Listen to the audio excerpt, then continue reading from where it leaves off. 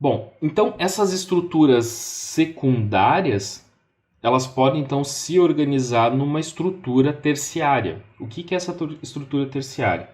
Vamos dar uma olhada nessa figura aqui. Aqui eu tenho uma cadeia, então, de polipeptídeos. Essa linha aqui, ela me representa uma cadeia de aminoácidos de polipeptídeos. Isso aqui eu tenho uma estrutura primária. Essa estrutura primária, ela vai se organizar em estruturas secundárias. Ó, eu tenho aqui uma hélice, aqui eu tenho um meandro com cadeias folha beta no sentido antiparalelo, contendo uma curvatura. Aqui eu tenho uma outra folha beta, aqui eu tenho uma alça, aqui eu tenho uma folha beta, aqui eu tenho uma hélice, aqui eu tenho uma folha beta e aqui eu tenho uma hélice. Tá? Então eu tenho estruturas secundárias que estão se organizando. Essas estruturas secundárias, elas vão começar a se atrair. Tá? Então vão existir forças que vão fazer com que essas estruturas secundárias se atraiam. Quais são essas forças? Elas vão se atrair por interação iônica, né? Então elas vão se atrair por ligação de hidrogênio, vão ser atraídas por ligação de enxofre e vão ser atraídas pela força hidrofóbica. Tá? Então, essas forças vão fazer com que essas estruturas secundárias se aproximem, formando domínios. Então, e uma proteína pode ter mais de um domínio. Tá? Então, o domínio é a união dessas estruturas secundárias dentro de uma proteína. Esses domínios também podem se ligar utilizando as mesmas forças. Então, essas mesmas forças de interação. E essas estruturas, esses domínios, então, podem ficar compactados, formando uma estrutura terciária.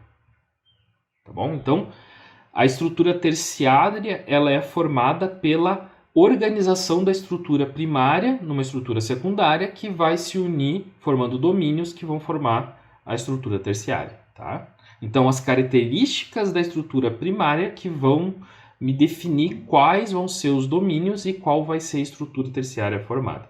Tá? Aqui só tem, então, as interações que a gente tem, né? Então, pontes de disulfeto, né? As ligações de enxofre, interações hidrofóbicas, ligações de hidrogênio e as interações iônicas. Eu vou perguntar isso aqui em prova, tá? Então saibam disso. Então, essas ligações aqui, diferente de uma ligação covalente, que ela não vai se desfazer, ela só vai conseguir ser rompida na presença de um ácido forte e aquecendo muito esse ácido forte com a proteína para romper a ligação covalente. Essas ligações aqui, essas interações, elas acabam sendo interações fracas. E alguns fatores conseguem denaturar essa proteína, denaturar essa estrutura secundária. Então, o processo de denaturação, o que é? Eu tenho uma estrutura terciária aqui organizada, aí eu vou ter um agente denaturante que vai romper essas forças de interação que eu vou ter dentro da molécula, formando uma estrutura linear que vai perder a função biológica. Eu não tenho a função biológica aqui. Tá? Então, a proteína ela perde a sua função biológica. Se eu tirar o efeito desnaturante, e ela voltar para o estado original, então eu tenho um efeito reverso.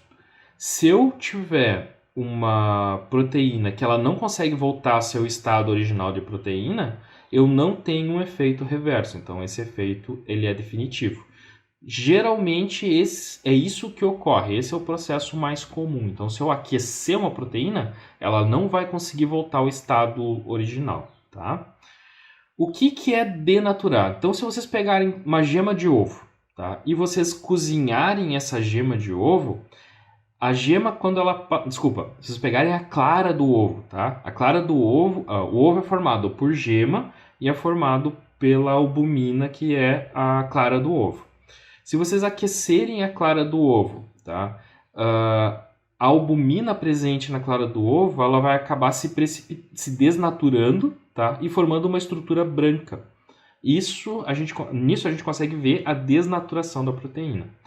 Se vocês forem pegar o leite e colocar em vinagre, ele vai separar a caseína, que é uma proteína presente no leite, do resto das outras frações, que vai ter gordura, vai ter água e outros nutrientes presentes no leite. Mas eu vou ter uma fração que vai ser a caseína e ela vai estar coagulada, ou seja, ela passou por um processo de desnaturação.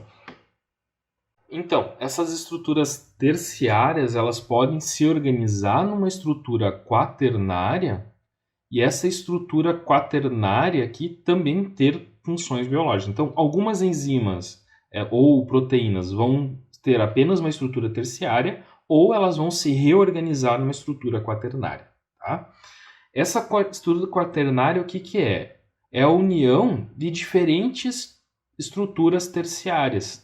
Então, eu vou ter uma estrutura terciária aqui, eu vou ter uma estrutura terciária aqui, eu vou ter aqui no fundinho uma outra estrutura terciária e aqui eu tenho uma outra estrutura terciária. Então, a união dessas estruturas terciárias vai formar uma estrutura quaternária.